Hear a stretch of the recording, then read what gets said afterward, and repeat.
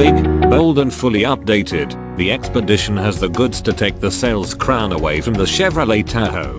Just as minivans replaced the family station wagon in the 1980s, so too did big SUVs vanquish those vans in the 1990s. Since then, however, the Great Recession and occasional gas price shocks have returned the largest SUVs to their original role in the market. Expensive vehicles bought by people who need big, multi-passenger vehicles that can tow a lot of weight. The segment leaders are the Chevrolet Tahoe and its longer sibling, the Suburban, and it isn't hard to figure out why. Their main competitor, the Ford Expedition, hadn't seen a major update in almost a decade. Now all that has changed. Behold the behemoth, an all-new 2018 Ford Expedition that aims to knock the Chevy off its top truck throne. Old school truck, new school materials.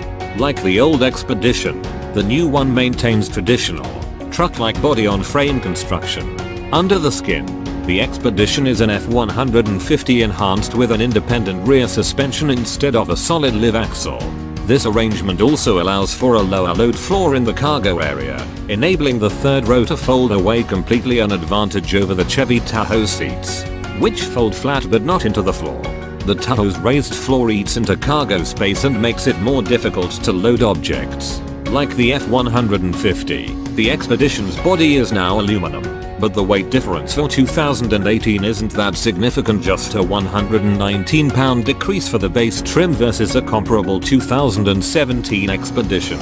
Ford added all kinds of equipment and sound insulation that served to offset some of the benefit of lightweight aluminum. The body looks slick, with a new and thoroughly modern appearance that's much more in keeping with the modern style of truck high belt lining, smaller windows and chunkier style. It's fresh, attractive and has a distinctly more aerodynamic look than the outgoing model. The Expedition comes in two lengths: Expedition and Expedition Max, formerly Expedition EL. The extra room doesn't do anything for passenger space, but it does increase the cargo area behind the third row, so you're not forced to choose between extra rear passengers and extra luggage capacity. My primary test vehicle was a regular length Expedition, though Cars.com editors have also driven the maximum. Old style power, new style engine. Powering the new Expedition is Ford's ubiquitous twin-turbocharged 3.5-liter EcoBoost V6, a carryover engine. It puts out a healthy 375 horsepower in most trim levels and 400 HP in the top Platinum. New to the setup is a standard 10-speed automatic transmission available with either rear or all-wheel drive and an electronic limited slip differential. Fire up the V6 and it sounds like a well-tuned turbo diesel. Some of the engine's noise is artificially generated through the stereo. All that soundproofing would prevent you from hearing the engine otherwise. But the sound that does come through is a fun mix of whooshing turbos and raspy exhaust. It sounds sufficiently butch for the truck it powers. I found driving it to be quite a pleasant surprise. As well, the V6 more than adequately powers the Expedition in both regular and max versions.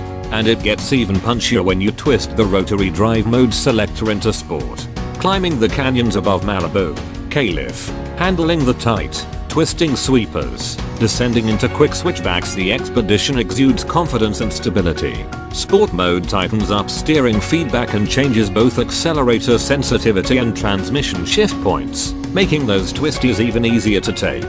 Nobody will confuse the Expedition for a Mustang, but it by no means embarrasses itself on high-speed, challenging roads. Ride quality is also outstanding.